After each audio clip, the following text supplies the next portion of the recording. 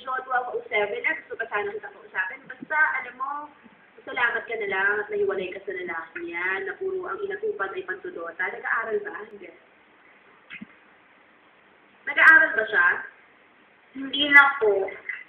Diba, kung kaya kang ipagpalit ng lalaki ng dahil sa pipitsugi at walang kwentang, I'm sorry kung sino man na naka-invento niyan, pero I hate Dota talaga. Ang daming na-a-addict dyan. Kung magdodota ka, gawin mong pastime, hindi, Diyos ko, kalahati ng buhay mo nakatuto ka sa computer, kadodota mo.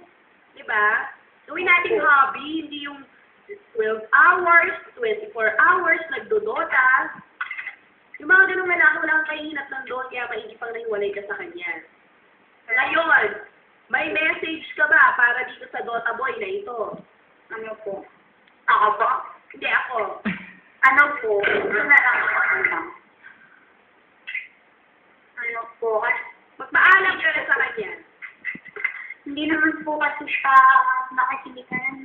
Eh, malay mo habang nagdodota, nakatuto. Hindi mo alam. Sige na, magbigyan ng mensahe ng mga babata natin to. Ano po? Gusto mo kong yung paalam mo. Goodbye ka lang. Mag-goodbye ka.